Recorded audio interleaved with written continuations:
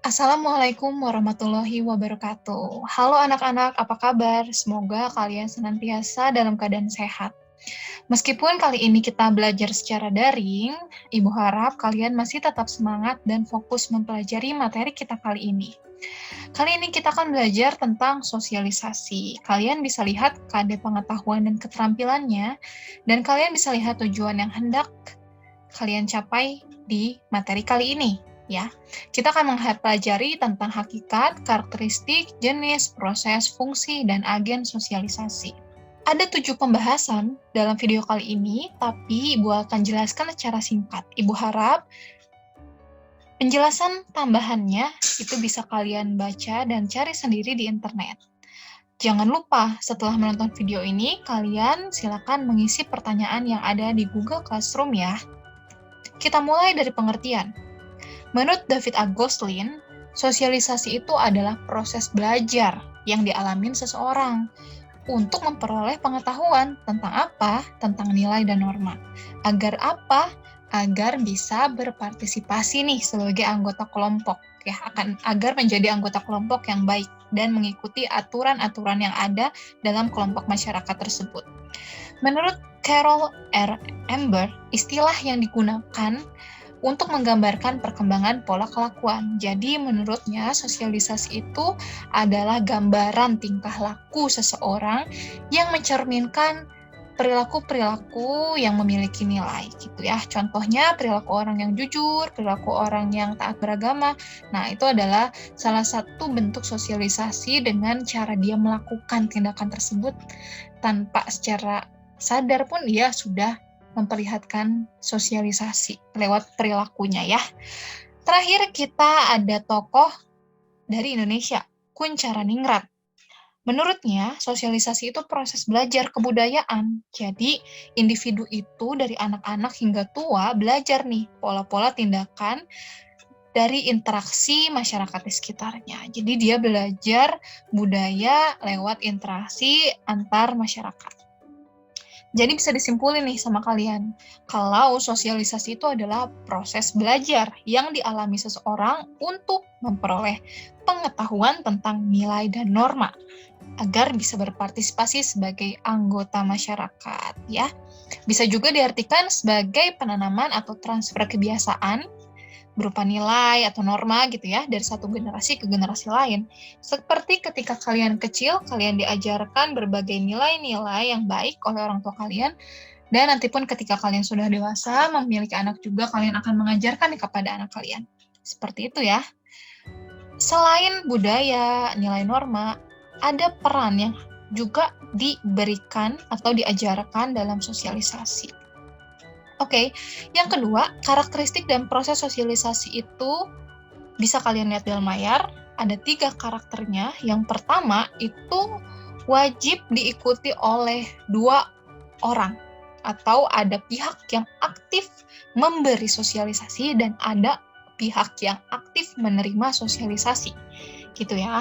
Yang kedua, proses sosialisasi ini bisa berlangsung secara sengaja, misalnya ketika kalian sekolah, itu kan menanamkan karakter yang baik ya di sekolah gitu ya.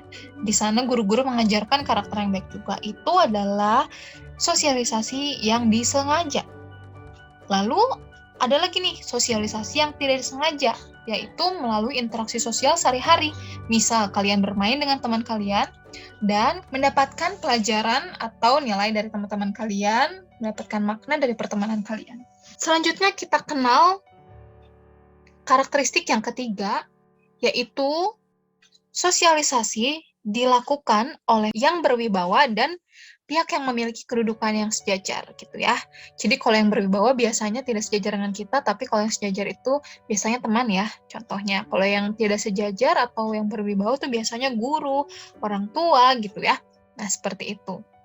Kalian perlu tahu bahwa dalam sosialisasi tidak semua orang dapat memberikan sosialisasi. Hanya orang-orang tertentu saja yang dianggap mampu memberikan sosialisasi dan si penerima itu mau menerima sosialisasi darinya gitu ya. Kayak contohnya guru, lalu teman sebaya kalian. Kalau ada orang lain nih baru kenal atau mungkin kalian nggak kenal sama sekali, itu bisa jadi tidak berpengaruh kepada diri kalian gitu ya ketika mereka melakukan sosialisasi. Untuk itu kenapa sih di karakteristik ketiga itu ada biasanya pihak terdekat atau pihak yang berwibawa. Oke. Proses sosialisasi terbagi menjadi 3. Ada internalisasi nilai atau proses menyerap nilai-nilai di sekitar individu gitu ya, ke dalam diri individu. Kemudian yang kedua ada enkulturasi, yaitu sikap individu itu menunjukkan nilai-nilai dan norma yang sudah dia pelajari gitu ya, berupa perilaku konkret atau nyata dalam kehidupan sehari-hari. Dan terakhir proses pendewasaan diri, proses di mana dia bisa menyelaraskan diri, menempatkan diri gitu ya dalam pergaulan di masyarakat. Apa saja nih tahap sosialisasi? Ada 4 ya. Dari semenjak kalian di kandungan sampai kalian lahir dan dewasa, itu ada tahap-tahap yang kalian lalui. Dan setiap tahap tersebut tentunya mengandung sebuah kegiatan belajar. Misal, tahapan persiapan preparatory stage, di mana kalian ini masih kecil, baru lahir gitu ya, kemudian sudah mulai menyadari bahwa kalian hidup itu tidak sendiri, ada orang tua kalian, ada saudara-saudara kalian gitu ya, ada keluarga yang merawat kalian. Nah, di tahap meniru, itu biasanya usia anak 2-3 tahun hingga TK ya, di mana dia masih menyerap banyak hal yang dia lihat, dia dengar. Jadi setiap apa yang dia lihat, apa yang dia dengar, dia tiru, dia ulangi. Kita sering dengar juga ada anak kecil ya yang main masak-masakan, gitu, dokter-dokteran, kemudian bermain peran ayah bunda gitu sebagai ayah dan sebagai bunda. Nah, itu mereka meniru perilaku, ucapan gitu ya, atau apa yang mereka lihat dari orang sekitar. Selanjutnya, tahap siap bertindak atau kita sebut game stage. Di game stage ini biasanya anak itu sudah mulai bisa berpikir dan sudah mulai menyadari adanya aturan atau norma dalam masyarakat. Mereka sudah tahu bahwa ada sanksi dalam setiap aturan. Ada perilaku yang boleh dilakukan dan ada perilaku yang tidak boleh dilakukan. Itu di tahap siap bertindak. Seperti kalau kalian main game, ada aturannya kan, nggak boleh nge-cheat, nanti di-ban gitu ya. Nggak boleh licik, karena nanti kalian nggak bisa main atau dikeluarkan dari permainan. Seperti itu. Terakhir, ada tahap penerimaan norma kolektif. Pada tahap ini, seorang anak itu sudah mulai bertumbuh dewasa dan bisa menempatkan diri dalam pergaulan masyarakat, gitu ya, sehingga dia sudah bisa menerima, menerapkan, dan menjalankan nilai dan norma dengan baik. Selanjutnya, berbicara tentang sosialisasi tak lengkap rasanya jika tidak membahas kepribadian. Karena sosialisasi nyatanya itu membentuk kepribadian seseorang. Lingkungan itu membentuk kepribadian seseorang. Ada 6 faktor yang membentuk kepribadian. Yang pertama itu lingkungan fisik atau geografis, di mana anak-anak itu tumbuh akan membentuk kepribadian mereka. Pernah dengar mungkin ibu pernah mencontohkan karakteristik masyarakat desa, karakteristik masyarakat pegunungan, karakteristik masyarakat nelayan gitu ya, itu akan berbeda dalam segi misalnya nada suara, kebudayaan, dan lain-lain. Yang kedua, faktor warisan biologis. Nah, ini biasanya watak yang diwariskan oleh orang tua kepada sang anak gitu ya. Ketiga, ada faktor kebudayaan, yakni adat istiadat yang tumbuh di lingkungan masyarakat akan mempengaruhi kepribadian seseorang. Yang keempat, faktor pengalaman kelompok. Pergaulan seorang anak itu jangan dianggap remeh. Dengan siapa dia berteman atau bergaul itu juga akan sedikitnya membentuk kepribadian mereka. Berteman itu dengan orang baik kita akan kebawa baik gitu ya. Berteman dengan teman yang kurang baik kita akan terbawa kurang baik. Nah, seperti itu. Kelima, ada faktor pengalaman unik. Setiap orang, meskipun berada dalam situasi yang sama, mereka biasanya punya pemaknaan atas situasi tersebut atau memiliki kenangan gitu ya, yang berbeda-beda dari setiap pengalaman mereka.